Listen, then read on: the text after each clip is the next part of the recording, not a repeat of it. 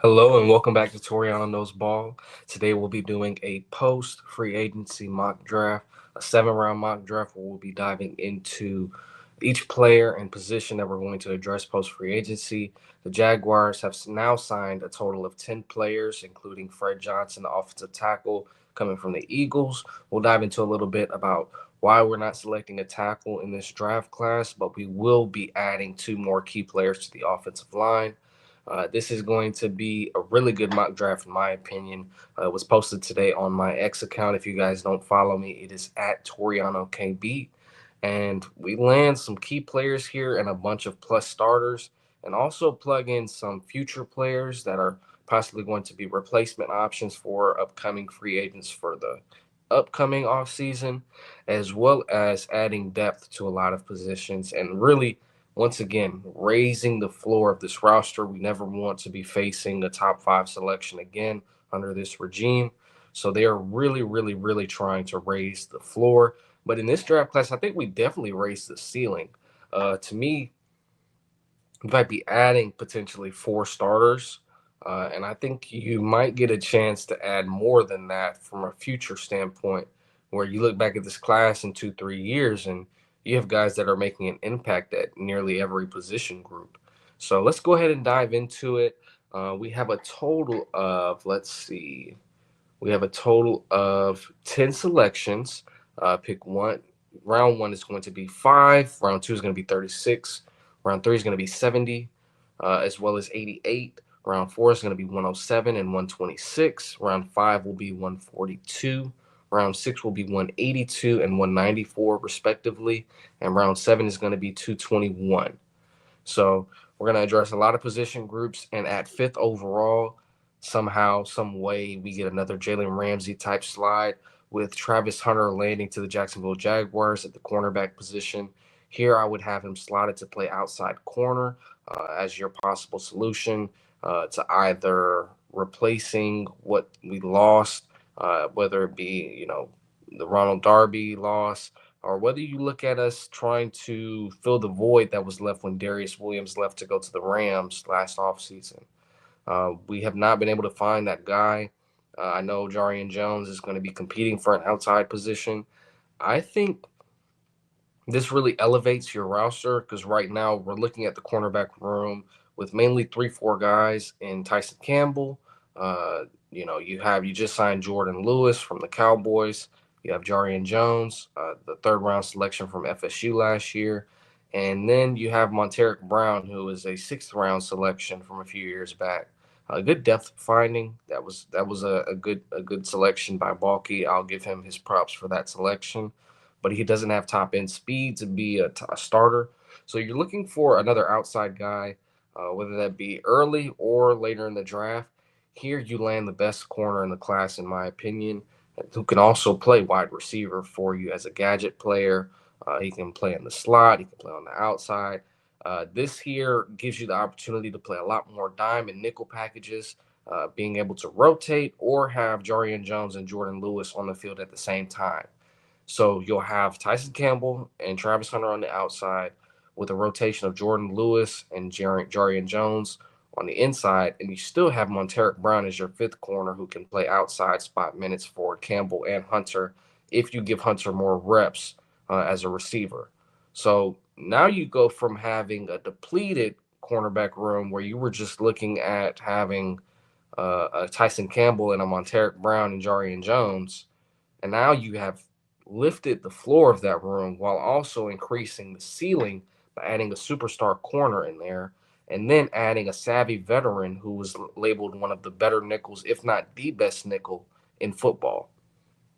So you've completely transformed that DB room. And then here at pick 36, you add a ball hawk safety out of Notre Dame, Xavier Watts, which completely transforms what your secondary looks like. I mean, both of these guys, between Hunter and Watts, they have the potential to really transform the takeaway production just in themselves. Adding Lewis adds a lot more pass breakups, giving more insulated reps to Jarian Jones, continues to add more takeaways and pass breakups. I mean, this truly turns one of the weaker rooms that we saw in the NFL last year in the secondary and makes it a strength. That's what we want to create on this roster. We want to create superpowers. I know a lot of people are caught up on the Mason Graham hype. I think we're seeing a lot more people, as I've been saying on X, I've been seeing a lot more people say that Travis Hunter could somehow, some way end up at 5. We're seeing a lot of talk about Abdul Carter going to the Cleveland Browns, and that's a domino that we need. If Abdul goes number 2 overall and Shadur Sanders ends up going number 3 to the Giants, you have the potential of really seeing the Patriots go interior line, whether it be a Campbell or a Mason Graham, and now you have Travis Hunter there sitting there looking you in the face, and it's just all over again. The cycle continues where we had the same thing happen with Jalen Ramsey slide to number 5 out of FSU, and you took the best player available, and he ended up being an All Pro. So I think this is going to be the same thing, but you double down and take Xavier Watts here at 36 overall, and PFF has him as the 39th ranked player. He's still one of the better players on my board. I have him as a top 32 player. I think he's worthy of going in the first round, but the ball production says it. The tackle percentage says it. I think he does have to improve a little bit on his angles, but he's a great run defender, and he's a ball hawk in terms of controlling the perimeter, playing deep cover. He can play single high. He can play cover 2. This guy can do it all. I mean, he can jump into the slot if you need him to. But this is a guy that really transformed that safety room. We have no notable names in that safety room currently. I mean, you have Eric Murray and Darnell Savage, but those feel like stopgaps. To me, Watts walks in day one and is your starting free safety. I don't care about Darnell Savage's contract. Xavier Watts is a better player, a better prospect, and just an overall better takeaway merchant if you were to put a name on it. This guy's a ball hawk safety, and Travis Hunter could continue to be, a dominant player in terms of getting production from that side of the ball while also giving you production on offense. So that is a match made in heaven to me in the first 2 rounds. We got an A grade for the Travis Hunter selection on PFF, and then we got a B grade for Xavier Watts on PFF. So those were the first 2 selections. We really complete the secondary here. But in the 3rd round, we want to add to the wide receiver room. And I think we need to find that Christian Kirk replacement in the slot. I think Diami Brown and Brian Thomas Jr. will get their reps in the slot, but you need a more consistent guy there. I think you need a guy that's going to bring some toughness while also being an Iron Man after experiencing what we did with Christian Kirk, where he dealt with 2 season-ending injuries the past 2 seasons. And the best possible option here in the 3rd round at wide receiver was Xavier Restrepo, coming out of Miami, Florida. We got an A-plus grade on this from PFF. He was the 56th ranked player. We got him at 70th overall. I mean, this guy is a chain mover. I mean, if you were to give him a high comp, it would be a Cooper Kupp. A late comp, I couldn't really give you a floor on this guy because his floor is so high.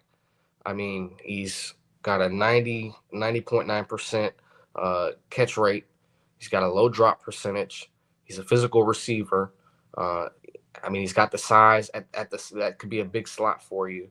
But he's really a chain mover, a 3rd down guy. It's really been what we've missed. I think Christian Kirk has tried to play that role before, but we've seen the compilations of the key drops that Christian Kirk has made throughout the past 2 seasons, at pivotal moments, albeit. And I think it's time that you find a guy at that position. I think Parker Washington is a great slot option. I'm probably the biggest Parker Washington fan that you'll find on YouTube, but I think if you were to have him as more of a depth piece and as your backup slot and have him focus more on special teams, you elevate the floor of this roster again. So Xavier Restrepo coming in playing the slot. You still have Travis Hunter playing some inside and outside reps, whether it be at corner and wide receiver. I think, getting this group of 3 guys right here gives you 3 starters. They elevate the roster from a talent perspective, from a character perspective. All 3 of these guys are high character guys. They're all monsters when you look at the tape and what their work ethic is off the field. You see the videos of what they do and how they train. And I think they're all coming from good programs. So getting these 3 guys really elevates what you get from a skill position perspective, and that's what we've been missing from these positions is some stability, as well as like an elevated talent level. We have never really taken some high guys at these positions, especially at the safety position. We haven't really addressed that position over the past couple of years, aside from Antonio Johnson, and it's been hurting. Giving BTJ a partner in the slot really would excel this offense, in my opinion. I know we want to play BTJ in the slot some more. I know De'Ami Brown excels in the slot, but giving Xavier Restrepo this opportunity to be your key third wide receiver, I think it elevates the offense. So next, we're going to talk about elevating the offense some more with selection 88 with center Jared Wilson. He's coming off of his lone starting season with the Georgia Bulldogs, but it was a heck of a season. And he also busted the combine. I mean, he had one of the best relative athletic scores of any offensive lineman over the past 20 years. This is a guy whose athletic profile is out of the roof. Getting him in the third round as the maybe only draftable center option in my eyes is a steal. Now, I know he doesn't have the most experience at the center position, but he showed he can be a great pass protector. He understands the line calls, but this is also a great scenario for him to walk into with Robert Hainsey already having a grasp on the offense, having experience with Liam Cohen, being able to alleviate that transition for Trevor Lawrence, and then being a mentor to Jared Wilson and giving him the year to either learn or take the offense, whether it be week 6, week 7. So Jared Wilson has an opportunity to come in here and start, but he's not needed to start. So he could take the year and learn the offense, learn more from a run standpoint, and be able to really formulate his game and elevate his game in this offense. And this offense needs you to move. We need movers. We need maulers. We need guys that can get to the second level.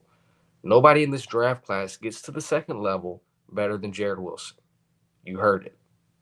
Nobody gets there better than Jared Wilson in this class. I don't, I don't care about the Will Campbells of the world. They don't do it better. Even if you move him to guard, I don't think he does it better. The only person that I see moving to the second level at a more efficient clip, possibly, is Gray Zabel.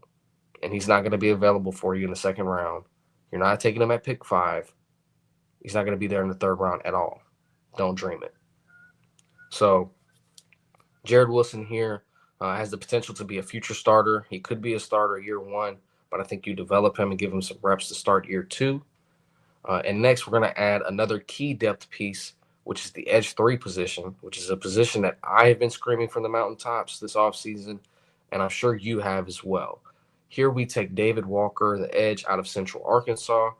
We got a C- grade for this on PFF, as well as a C- grade on Jared Wilson, the previous selection. David Walker, the edge out of Central Arkansas, is one of the better pass rushers from an analytical standpoint, from a PFF grade standpoint. And then when you watch the tape, this guy has elite bend for his size, being about 6'2", 230. And I think he has the change of pace that we're looking for in our edge 3. You have 2 large 6'5", 6'6" physical guys that can really maul and really bend in Josh Hines-Allen and Trevon Walker, excuse me. But David Walker, I mean, this kid is a mover. I mean, even from having a shorter stature at the edge position, when you look at the leverage battles that he engages in, he knows how to utilize his size to get around the defender while also creating leverage against bigger guys. The bend that he has, it's undeniable when you watch it on tape. And then the PFF grades and analytical scores are out the roof. I mean, his RAS is out the roof as well. So athletically, this guy has the makings of a top end edge 3. I don't see him as an every down starter. He's not ready there yet as a run defender. He's not going to be an edge setter, but you still have Miles Cole there. If you want a guy to come in and be the rotational edge and be an edge setter, you still have guys that can do that. So, I mean, you still have Tyler Lacey. You still have Miles Cole. Those guys can come off the edge and set for run gaps. David Walker is coming there to rush the passer. When you see him in the game, it's going to be dangerous. Seeing him in forefronts is going to be really exciting, whether he comes to the Jaguars or not. I expect for him to be a premier player when it comes to being a DPR. If we get him in here as the designated pass rusher, you're going to see this defense elevate. That's how I feel. From an analytical standpoint, he is a top 3 edge in terms of pass rushing. His win rate, his sack rate, his pressure rate, everything out the roof. You look into this guy and see the details in his game, he's the edge 3. Next, I have at pick 126, defensive tackle Jamari Caldwell. We got an A grade on this one. We got him at 126. He was valued at 117. This guy is going to be your run stuffing nose tackle. I think he had at about 6'1", 296. He's going to be, your nose tackle. He's going to be able to play on the interior, play that Devon Hamilton role. I think he's a great run stuffer. He also brings a little bit from a pass rush perspective. He doesn't have the highest athletic score, but I do think he brings some versatility for you. He brings some grit, some toughness, everything that they want to see out of this defensive line. Some nastiness. He brings it, and I mean, this guy has Groot arm length. I think his wingspan is incredible.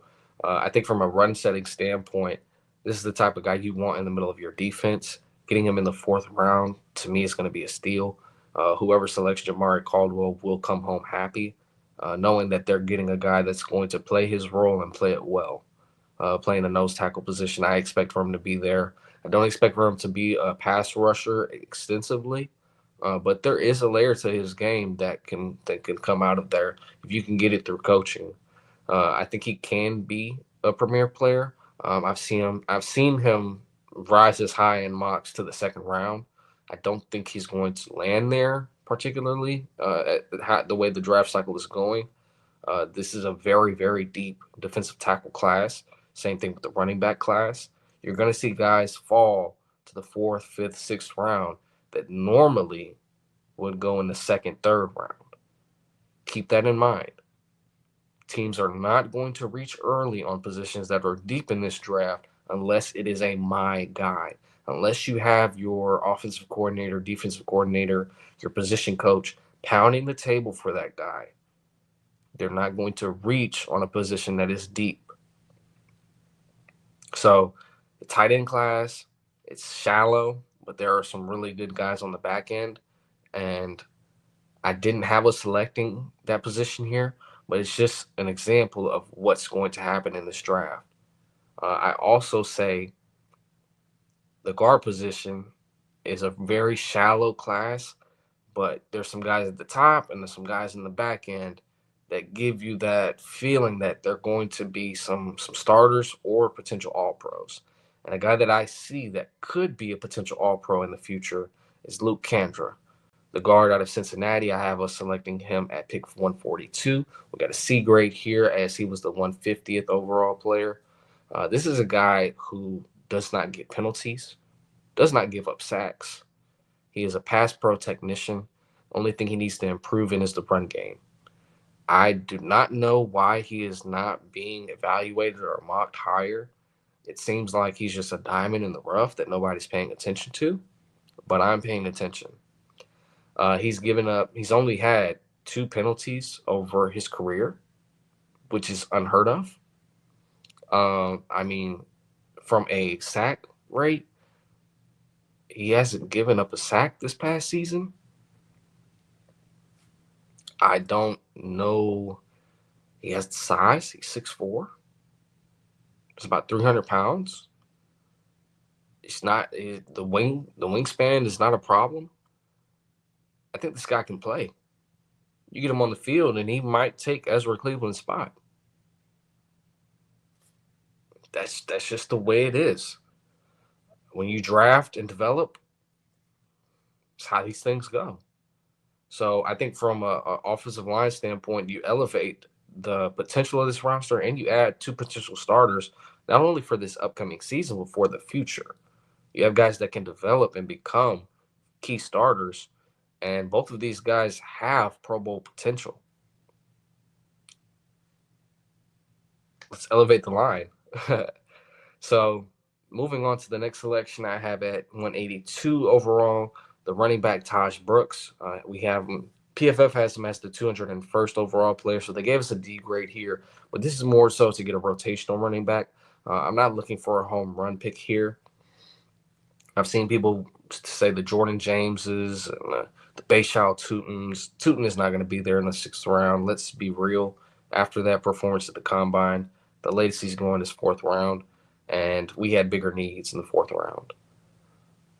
Taj Brooks is one of the better pass protectors in this draft class. It's between him and Kyle Monangai, who is also a my guy. But Taj Brooks has the size, he has the production, he has the pass protecting ability, which we need at that running back 3 spot. And he's also able to run routes in the slot position. He's able to catch out of the backfield. It gives you a little bit of a different dimension of what we have. We have our home run hitter in Travis Etienne. He brings that speed. He brings that outside pitch ability to be able to just grab the ball and go get in space. You have that. You have your Mauler on the inside. That's a goal line back, and Tank Bigsby. Both of those guys have to clean up their ball security.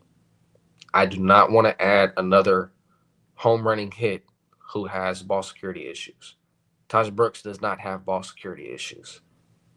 That's the type of guy you need in your room. You need stability. You need pass protection. You need a little bit more size. Taj Brooks does that. He can catch out of the backfield, and he still has production to value this pick and say he can be a good runner for you. He can continue to develop into a running back that can be a complete back for you. He could end up being a starter in the future. That's what we're looking for. Even late in the draft, you want guys that can say, hey, we got a steal late in the draft. We want complete players, and so far we're getting that. At 194 overall, we're also adding a linebacker here. I know. Don't hit the comments and say we don't need linebacker. In reality, we just might. Chad Muma is an expiring deal. Foye Luakan's contract can be an out after this season.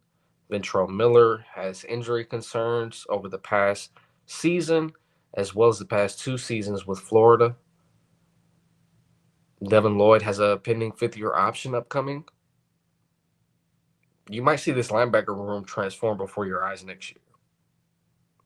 So why not take Jay Higgins, who had the best coverage grade of any linebacker in the class? Just saying. When you have 4 interceptions and the highest coverage grade in the class as a linebacker, my ears perk up. And then when you watch the film, whether he's playing man or zone, he's making the reads. He's making the tackles. He gave up 1 touchdown last year. I understand that. But put into perspective how many games he's playing, and he only gave up 1 touchdown as well. We love seeing the players, the corners, the safeties, the linebackers, where they didn't allow a single touchdown over the season. You know how many snaps they play? Do you respect the teams that they play? How many touchdowns are given up in a season? Jay Higgins is legit. 4 interceptions last year?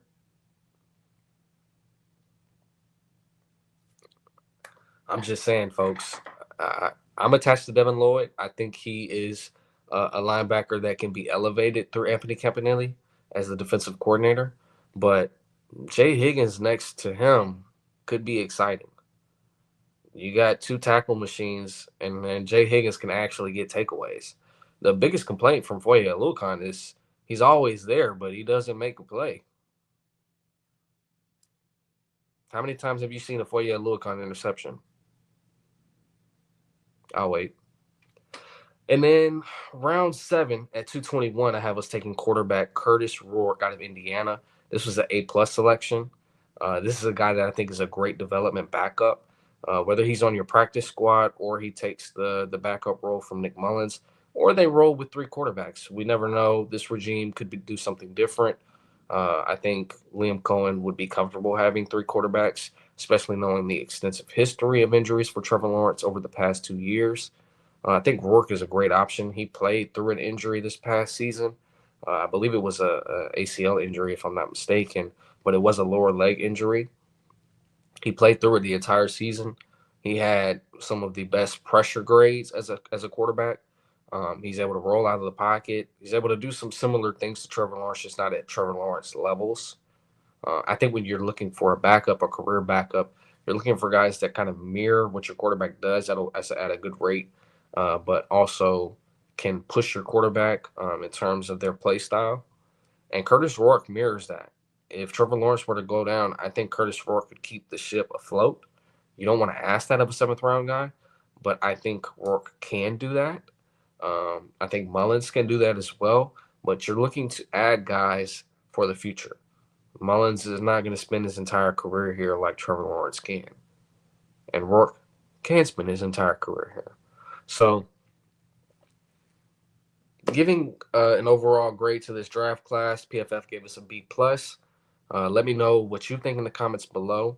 Again, the list goes Travis Hunter, cornerback slash wide receiver out of Colorado, safety, free safety, Xavier Watts out of Notre Dame, wide receiver, Xavier Restrepo out of Miami, Jared Wilson, center out of Georgia, David Walker, edge out of Central Arkansas, Jamari Caldwell, defensive tackle out of Oregon, Luke Kandra, guard out of Cincinnati, Taj Brooks, running back out of Texas Tech, Jay Higgins, linebacker out of Iowa, and Curtis Rourke, quarterback out of Indiana. Let me know what you think, and send me your mock drafts on X, or let me know who you would select at each selection if you didn't like it, or give us your overall grade. Thank you guys for watching Toriano Knows Ball, and go Jaguars.